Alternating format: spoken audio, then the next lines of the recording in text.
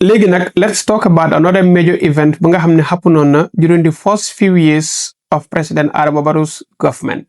This happened between May and June of 2018 when the residents of Faraba Bantang protested demanding for the end of sand excavation in their area. So sand excavation or sand mining mooy comme tipagara seen moto yi fa daan dem di tuba suuf. So the people of Faraba ñoom they are mostly farmers ñene and then their livelihood depends on farming. Te gis nañ ne comme suuf bu doon gaay di génne seen area bi was disrupting their agricultural activities. ñoom ñi nga xam ne maalo leen dee bay o ñeneen yi di bay gerte o some other agricultural practices. So ñoom ñeneen nag comme these activities comme tipa yi li ñu fa daan def di tuba suuf was affecting their area and then in May si la gaay dooroon protest. So May of 2018, right? So ba gaay protested, the first thing that happened was the police went there and then tried to disperse the demonstrators. And during the time, guys using tear gas. This was in May, right? Using tear gas on the protesters, but on top of that too, using also some like rubber bullets to disperse the protesters. After the May incident, the police did not see any signs of the protesters stopping.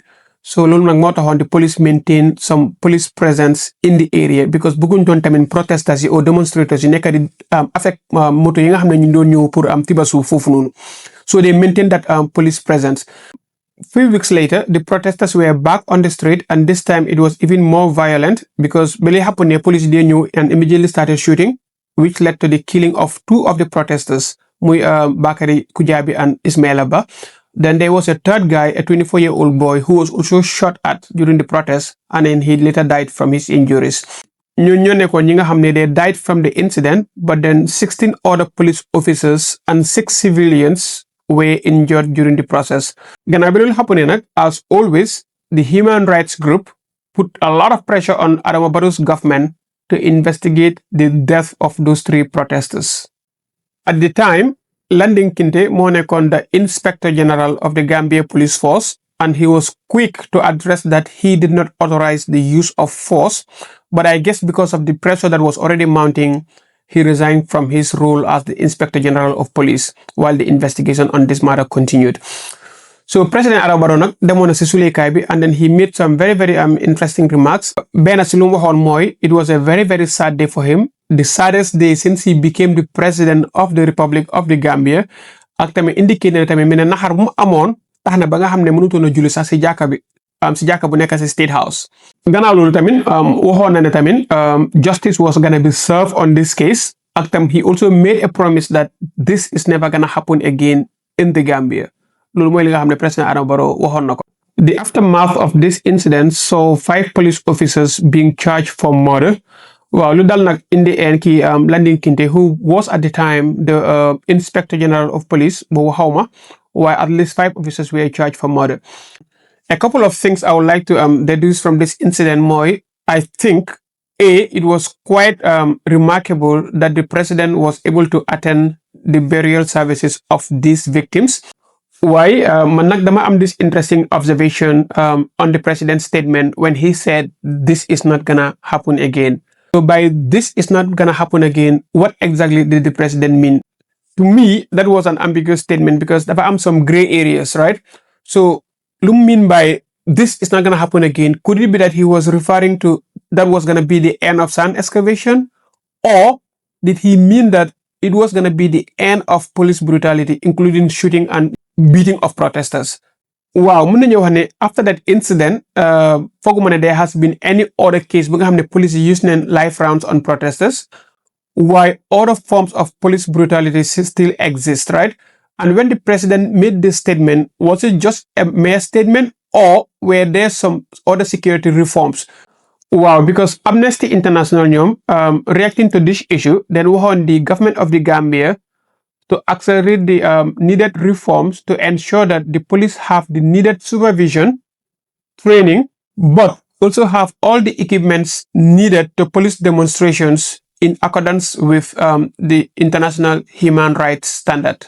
So, lolu nak motax may lache when the President of the Republic of the Gambia, President Adama Barrow, said that this is not going to happen again, did he ensure that those major reforms happen in the police sector? Lolu motax may lache these corrections to the president. Those were some of the major protests that happened on the Gambia.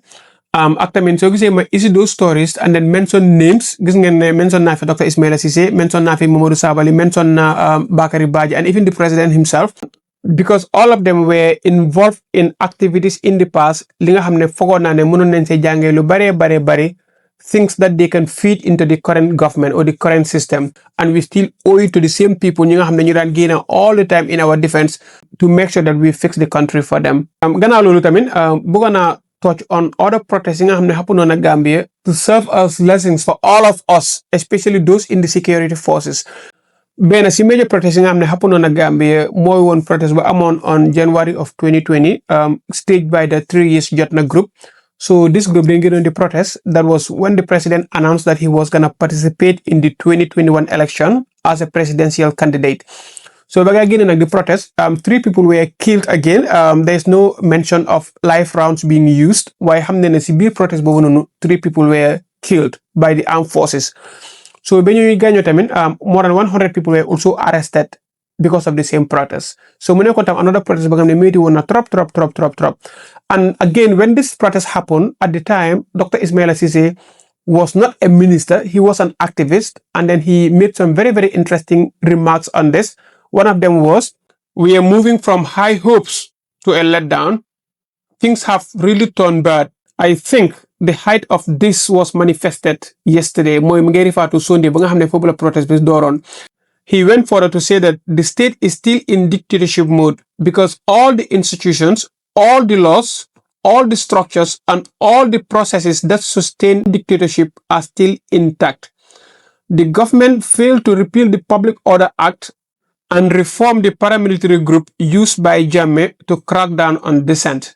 And finally, Dr. Ceesay went on to say that Barrow has surrounded himself with Jammeh's old cronies.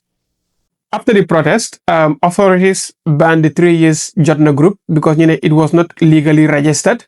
Why? It was during that time, you close on King FM, also Digital FM. King FM, FM, so you close all those because they were using their platforms to incite violence and also spread fear among Gambians. Gannaaw 3 Years Jotna protest bi mooy protest bu nga xam ne 3 nit deewoon nañ si ñu tiyoon si over 100 people. There were so many other protests nga xam ne happen in the Gambia.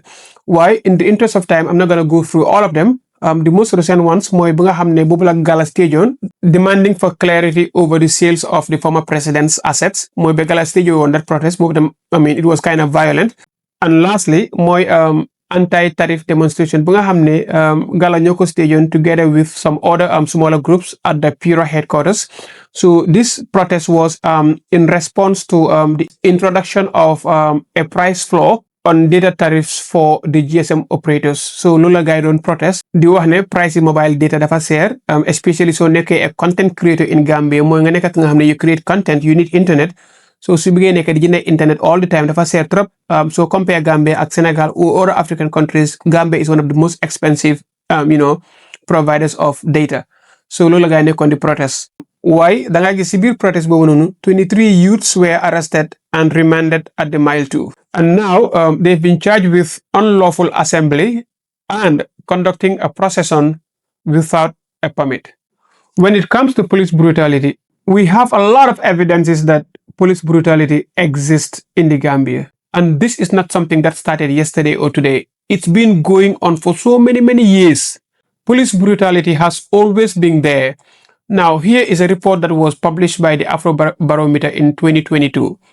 In this survey, respondents were asked, in your opinion, how often do the police in the Gambia stop drivers without good reason, use excessive force in managing protest or demonstration, use excessive force when dealing with criminals, engage in criminal activities? Those were the 4 questions that the data collectors asked Gambian residents.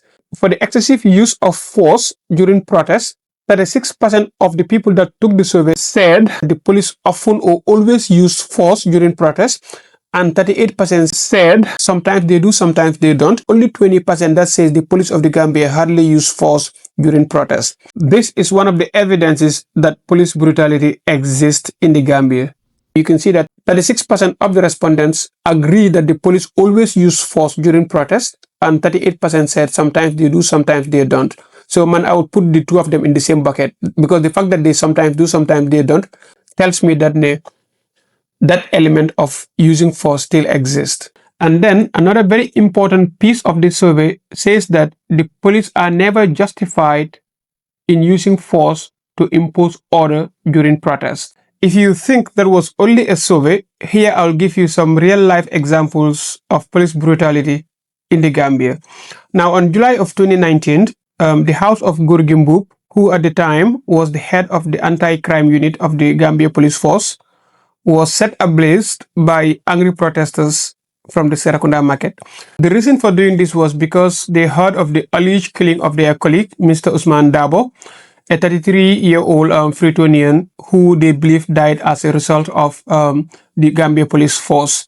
But the then Interior Minister, Mr. Ibrahim Ambalo, later told the press that this Usman Dabo was a known asthma patient and that Mr. Usman Dabo did not die while in police custody. Instead, he died at a local health center a week after he was released by the police.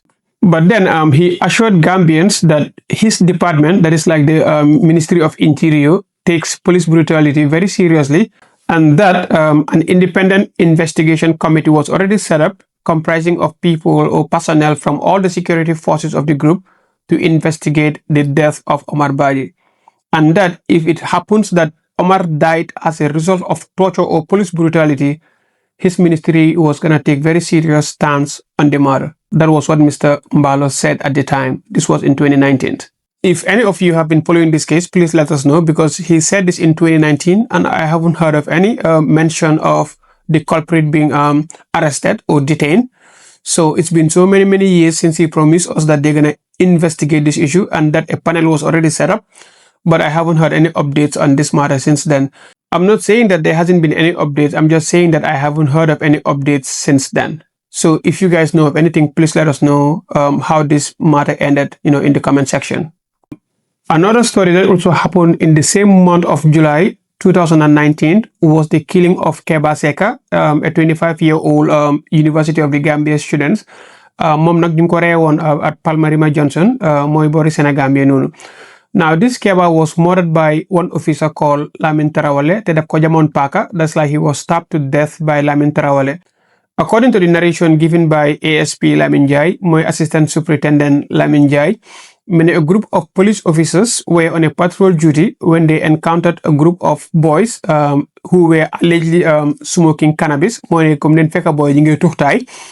Waaw, so bañ leen fekkee ñi ngi tux tay nak ñu waxone dañoo soj gaay after boys leen bañ. So it was during that scuffle that this Lamin Tarawale mu génnee paaka mu jam ko ku ñoo oyee Keba Seka.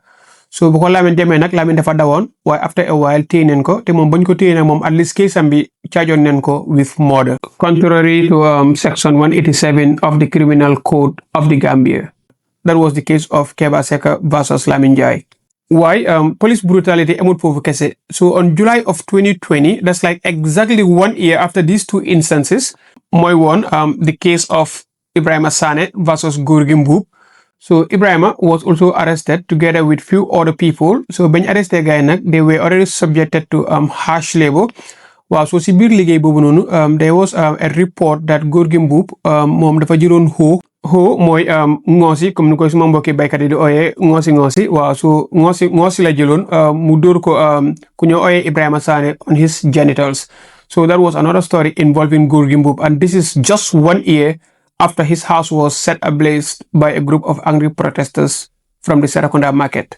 Boobu tamit ba mu xappune nekkoon na coow lu rëy si biir dëkk bi, everybody was talking about it, and this was in 2020.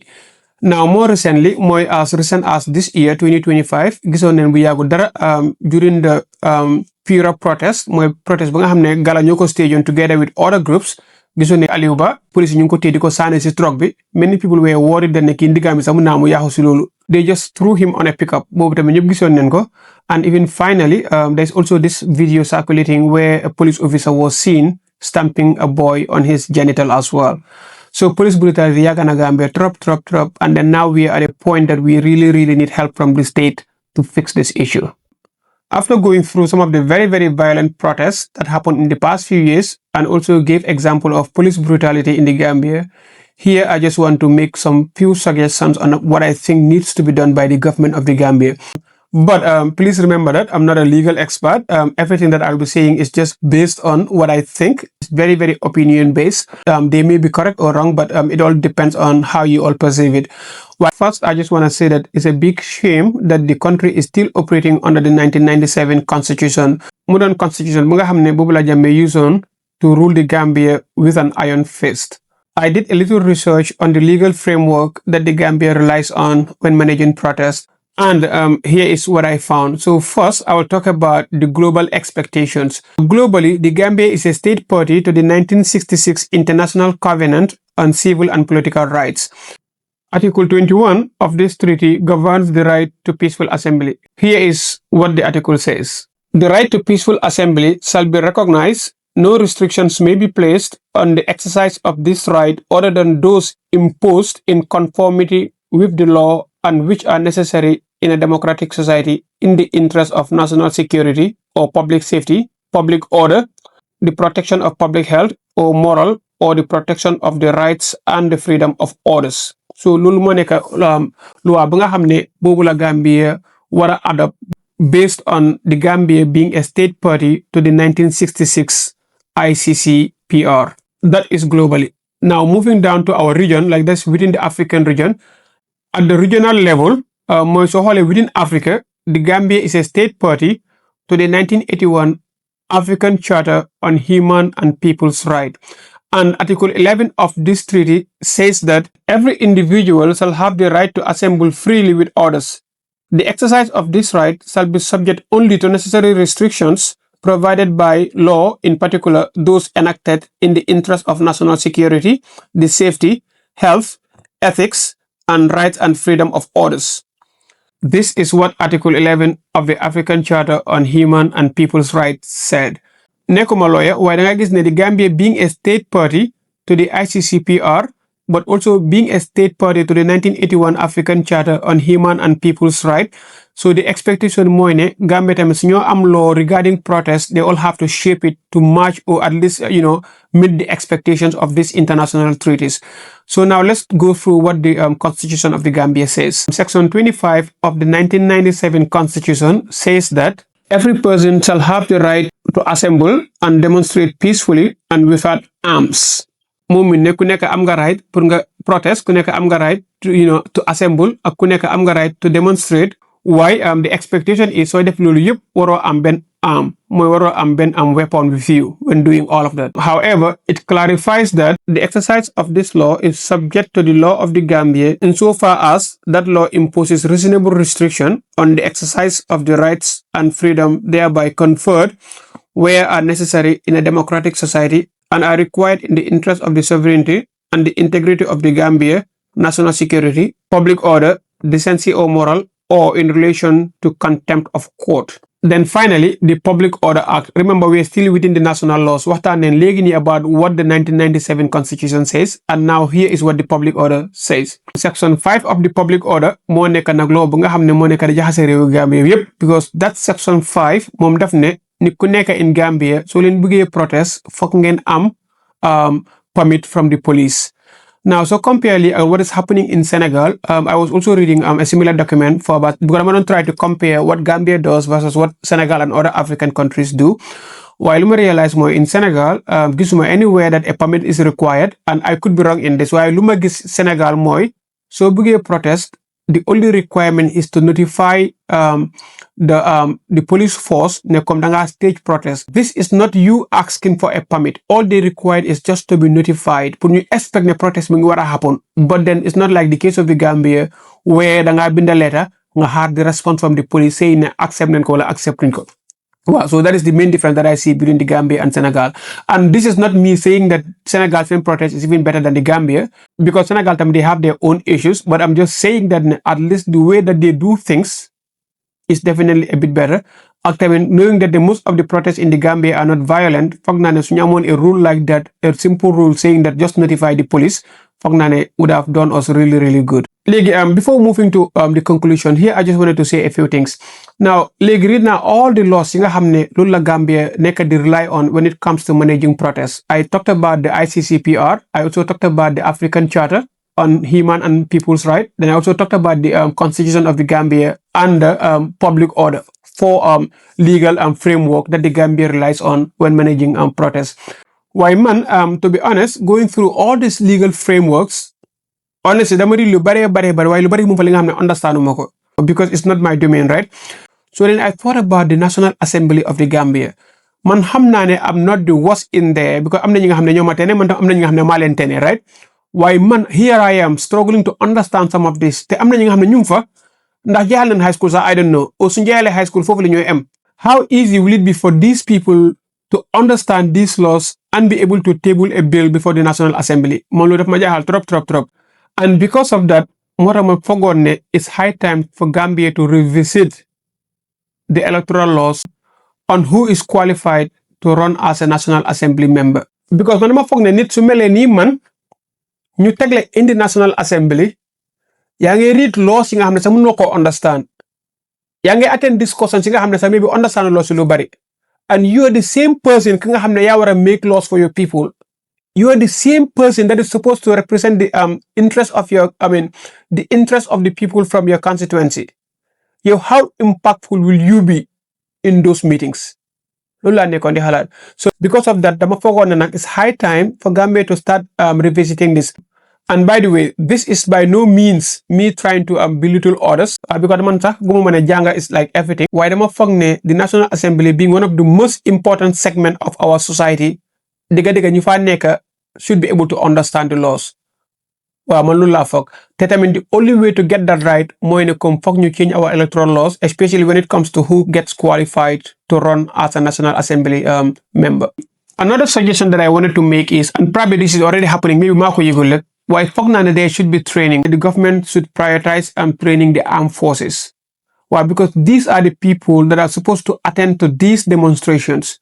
Because the right training, the right temperament to deal with angry protesters, then they always resort to the use of force. It's because I guess Gambia, sometimes like there can be a lot of provocation during protests. Nga nekk soldat ni daan la mox ñu la wax li nga xamne sa waruñ la ko wax loolu yëpp daf dee am so da nga gis ne su dee ne yaa ngi nekk ak nga xam ne you already have weapon with you nit yaa ngi protest ñu la provoke su dee ne amuloo that needed training so oytu di nga gaañ nit or di nga rey nit. So and I think that is exactly what is happening because there's a lot of provocation in some of the protests. Finally, dama foog ne the government needs to start measuring progress. Now, how do we measure progress? Mooy nga toog ne okay, this year we've done better than the previous year. And to be able to do that, the government needs to start, collecting data because these incidents are happening all the time. But who is keeping data? So now it's not like I'm a database where somebody can easily query this because the only way to help the police is to be able to show them trend, a form of data that tells the police that okay, last year we dealt with 4 protests, 10 people died. This year the goal is to minimize that to only 1 or none. So that kind of trend that they help all the time. Why should they incident happen, make a press release, make a lot of promises, you have to follow up on, next year. So that is not setting us for anything good. You are not helping the police, but you're also helping the state. So when I guess these ways of being able to measure success, police need to know what they're working for. They need to know what the goal is every year. Especially when it comes to protests, I think we should definitely start setting goals. And the main goal should be, nobody should be beating and nobody should die while protesting. If the police are attacked, they have the right to defend themselves. While just beating people because they are protesting, that is completely out of order. Nima conclude I guess you all heard me mention names. Mention Nafi name Dr. Ismaila Cisse, mention Nafi name Mamadou Sabali, mention Nafi name Bakari Badjie, mention Nafi, the president, and few others. Now, the reason I call on these people is because I saw them spoke with conviction and great resolve when they were impacted. I saw them spoke like leaders.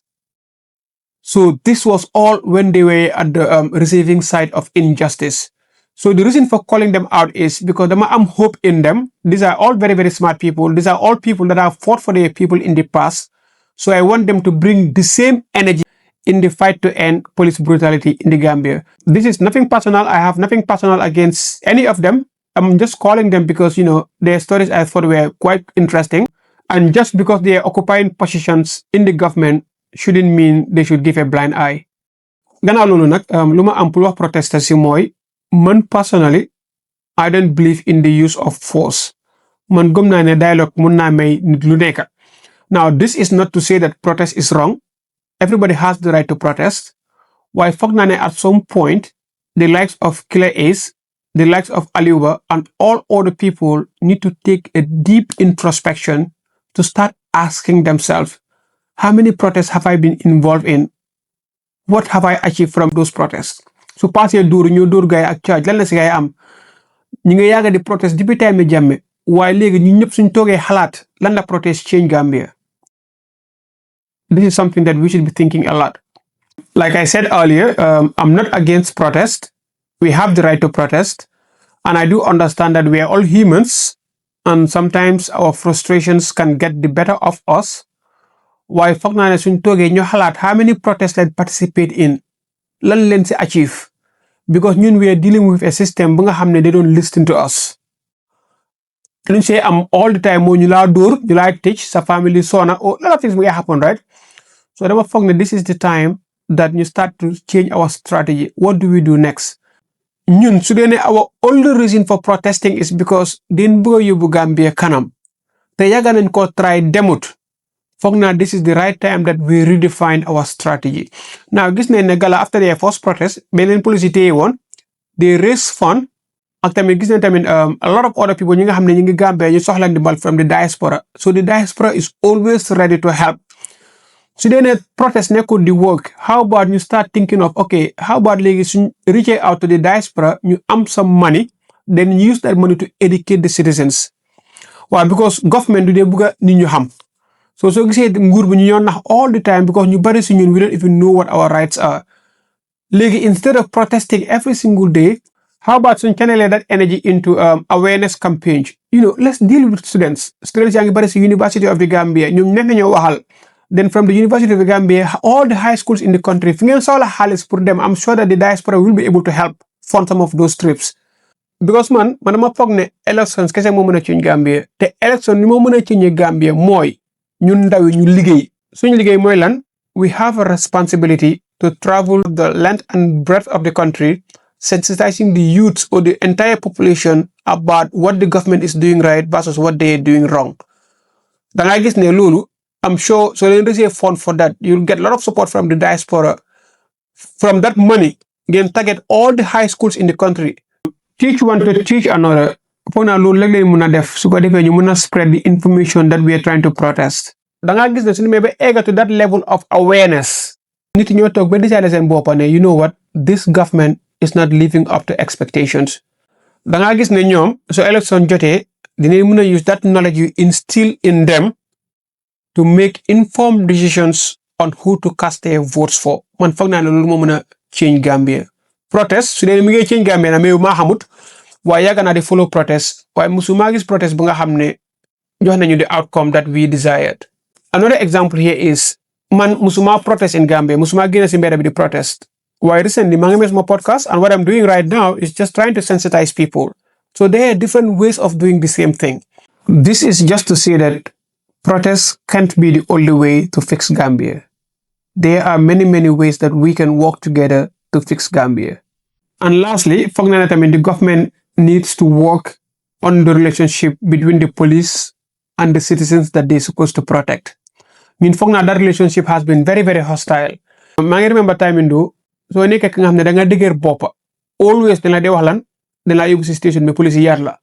Wow, so that relationship has always been hostile. And the way we think about police or other armed forces is always dóore la ak tocco. Maa ngi remember time bu Farafenni amoon na benn team bu ñu ooyee armed forces soldat yi ñoo ko moomoon te ñoom ñoo nekkoon players yi. Waaye even so mistake nga win leen sax da nga xeex bi si camp bi. So you see, the relationship has always been very, very bad. Foog naa ne the government should invest in ways of making the relationship better. And finally, to the President of the Gambia, we are still holding you onto that promise you made when you visited Faraba Bantang. You said this is not gonna happen again.